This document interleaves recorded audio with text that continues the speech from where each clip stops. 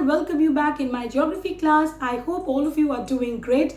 Today we will continue with the chapter 4 climate of class 5 geography. In our last video we came to know about the weather and climate. We came to know about the different elements of weather and climate and the factors that affect the climate of a place. Now tell me something.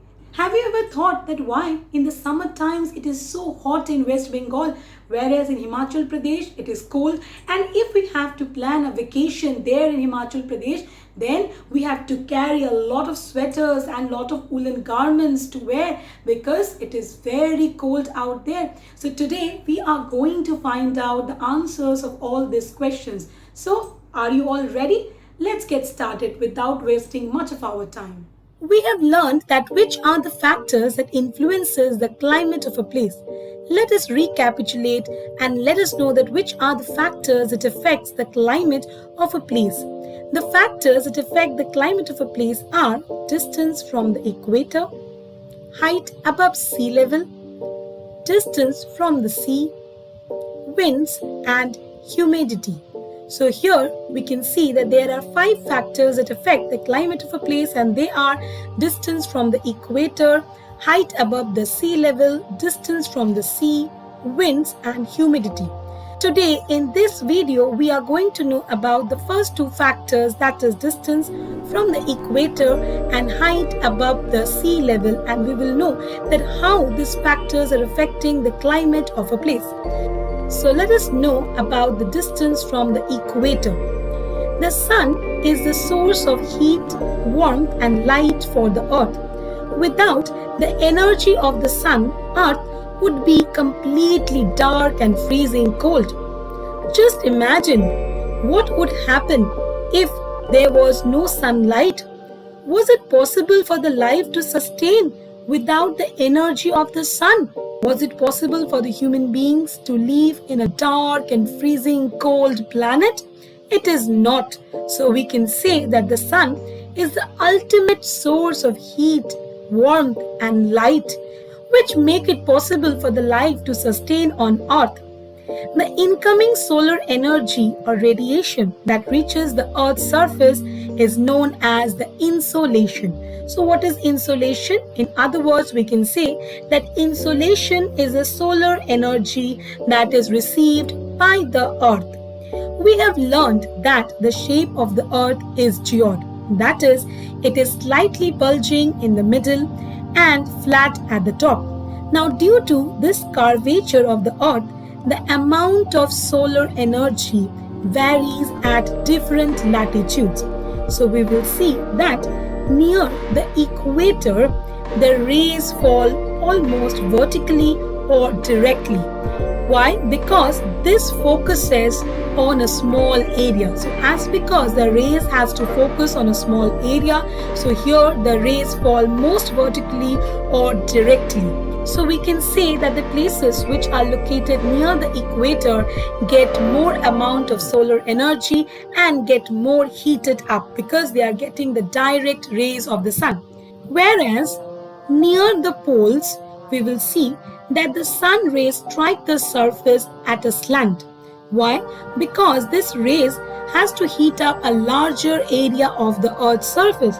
Moreover, the sun rays also have to travel a greater distance as the distance from the equator towards the pole increases. So we can say that as the distance increases from the equator towards the pole, the amount of sun rays also goes on reducing because near the pole, the sun rays fall slantingly. So because the sun rays also have to travel a greater distance, in this process we will see that heat is lost to the clouds, water vapor and dust particles which are present in the air. So we can say that as we move from the equator towards the poles, the amount of sun rays goes on decreasing. In other words, with increasing latitude, amount of sunlight varies, and with the variation in the amount of sunlight, the temperature also decreases. Now we will see that the areas which are located close to the equator have low latitudes, and these areas are warmer with high temperatures, like The places which are located at 20 degree north and 20 degree south of the equator, they are warmer with high temperature, and this is because of the direct rays of the sun. As because these areas receive the direct rays of the sun for the longer period of time, that is why these areas are warmer with high temperature.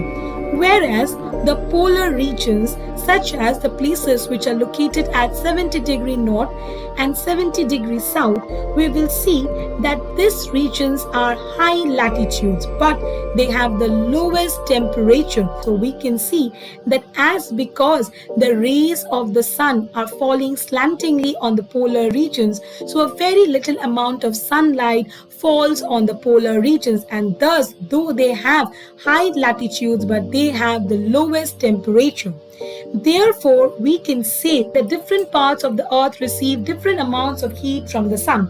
Depending on the amount of heat received there are 3 heat zones on the earth. So let us know about these 3 heat zones. The 3 heat zones on the earth are: number 1, the torrid zone; number 2, the temperate zone; and number 3, the frigid zone. So these are the 3 heat zones on earth. Now let us know about each of the zone in detail. Let us first start with the torrid zone. Torrid zone. Torrid zone is also known as the tropical zone, which lies between the equator and the tropics. The area which lies on both sides of the equator between the Tropic of Cancer, that is located at 23.5 degree north in the northern hemisphere, and the Tropic of Capricorn, that is located at 23.5 degrees south in the southern hemisphere, is known as the torrid zone. This zone receives maximum heat of the sun. Why? Because it lies near the equator. So we can say that this zone receives the direct rays of the sun, and that is why the temperature in this zone is quite high.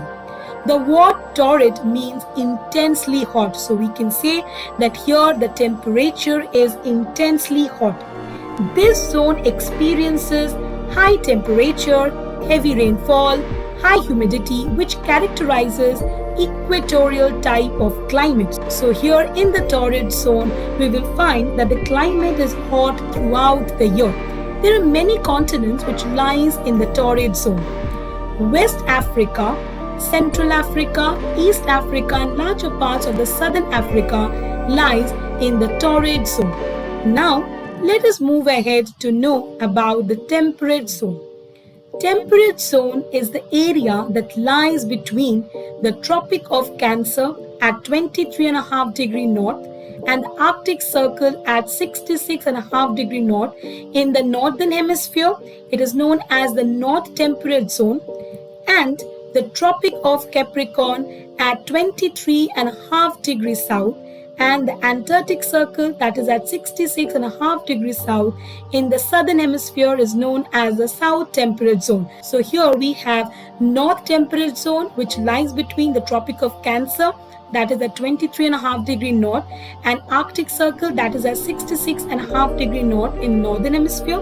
And we have the South Temperate Zone, that is located between Tropic of Capricorn at 23.5 degrees south and Antarctic Circle 66.5 degrees south in the southern hemisphere.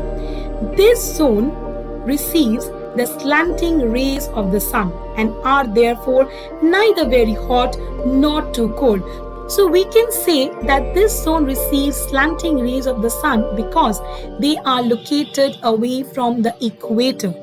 As we have learned that as we move away from the equator, the rays of the sun fall slantingly. And as this zone is located in between the Tropic of Cancer and Arctic Circle in the northern hemisphere and the Tropic of Capricorn and the Antarctic Circle in the southern hemisphere, so they receive moderate amount of sun rays, and that is why it is neither very hot not too cold. So the climate in this zone is moderate or temperate. temperate. I would say that this zone has the most pleasant climate, and that is why most of the hill stations are located in the temperate zone. Most of the continent of Europe lies in the temperate zone. Now, let us move ahead to know more about the frigid zone. Frigid zone. The areas between the Arctic Circle at 66.5 degree north and the North Pole, that is at 90 degree north in the northern hemisphere, is known as the North Frigid Zone. And the Antarctic Circle at 66.5 degrees south and the South Pole at 90 degrees south in the southern hemisphere is known as the South Frigid Zone. So here we can see that we have North Frigid Zone, which lies between the Arctic Circle at 66.5 degree north and the North Pole, that is 90 degree north in the northern hemisphere, and the South Frigid Zone that lies between Antarctic Circle at 66.5 degrees south and South Pole 90 degrees south in the southern hemisphere. So the zone between the Arctic Circle at 66.5 degree north and the North Pole at 90 degree north is known as the North Frigid Zone, and the zone between the Antarctic Circle at 66.5 degrees south and South Pole, that is at 90 degrees south, is known as the South Frigid Zone. The frigid zones get very little amount of sunlight and warmth of the sun, as it is located far away from the equator in the polar regions, so the sunlight cannot reach this zone. Most of the time, much amount of sunlight cannot reach the polar regions, and thus it receives very little amount of sunlight and warmth of the sun. And that is why we will see that this zone are intensely cold zones on the earth. We can say that these are the coldest zone. The word frigid means very cold, and that is why the climate of this region is very cold and large parts are covered with snow throughout the year. And Antarctica is one such continent that lies in the South Frigid Zone. Now it's time to know an interesting fact. So all of you get ready to know an interesting and important fact. We have already learned that the axis of the earth is tilted at an angle of 23.5 degree. And because of this tilt, each pole is tilted towards and away for about 6 months each. And that is why the North Pole and the South Poles experience 6 months day and 6 months night and have midnight sun in the sky. So the places which lies within the Arctic Circle, like parts of Norway and Greenland, where the sun stays in the sky through the night and day, are known as the land of the midnight sun. Thus, the heat zones are located on the globe as torrid zone, that lies between the equator and the tropics, that is 23.5 degree north in the northern hemisphere and 23.5 degrees south in the southern hemisphere. Then we have the temperate zone. The temperate zone lies between 23.5 degree north and 66.5 degree north in the northern hemisphere, 23.5 degrees south and 66.5 degrees south in the southern hemisphere. Then we have the frigid zone, which lies between 66.5 degree north and 90 degree north, that is the North Pole in the northern hemisphere, and 66.5 degrees south and 90 degrees south, that is the South Pole in the southern hemisphere. So these are the heat zones on the earth, and they are the torrid zone, temperate zone and the frigid zone. Now let us move forward and know about another factor which affects the climate of a place, and that is height above the sea level. So at first let us know that what is sea level.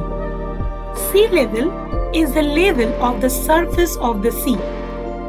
It is the average height of the ocean as height of the sea changes with the tides. We can say that sea level is the base level for measuring elevation or depth on Earth. Now we know that the ocean is one continuous body of water, so its surface tends to seek the same level throughout the world, and that is called the sea level. The land that is above this elevation is higher than sea level, and which is lower is below the sea level. So what we can say, that the land which is higher above this elevation is higher than sea level, and that is lower is below the sea level. Now let us know that what do we call the height above the sea level. The height above the sea level is known as the altitude. Now altitude is related to temperature and pressure. As we move away from the sea level and we reach to the mountains, that means as the altitude increases, the temperature and pressure decreases, because altitude is directly related to temperature and pressure. So what we can say? So we can say that with increase in altitude, the temperature and pressure goes on decreasing. In other words, the higher a place is above the sea level, the cooler is its climate. Now why this happen? Why is it so? This happens due to the slanting sun rays it receives. So here we will see that the areas which are located at high altitude, they receive very less amount of sunlight, and thus they don't get so much warmth and light, and also they have relatively thinner air. Why? Because with the increase in altitude, the amount of gas molecules in the air decreases. That means the air becomes less dense than the air which are nearer to the sea level. And that is why we will see that the mountaineers who try to climb the mountains, they face shortage of breathness, and that is why they carry oxygen cylinders with them to support them in climbing the mountains. And so we will see that highlands like mountains and plateaus are cooler than places near the sea. As even if the highlands are close to the equator, such places which are located at high altitude, they will also get snowfall. So we can say that even if the highlands are located close to the equator, but if they are high at altitude, but if they are located at high altitude, they will also get snow. For example, let us talk about Mountain Kilimanjaro, which is located in Tanzania, Africa, which lies close to the equator. So it must have hot and wet climate because it is close to the equator and it receives the direct rays of the sun. But it has no capped summit, while its base has equatorial climate. So what we can see, that though Mount Kilimanjaro is located close to the equator, but it is located at an altitude of 5,895 meters above the sea level, and that is why the summit of this mountain is covered up with snow, and it also receives snowfall. So what we can understand, that though it may be close to the equator, but if they are located at higher altitude, they will experience colder climate. This is because as we move away from the sea level, the temperature goes on decreasing.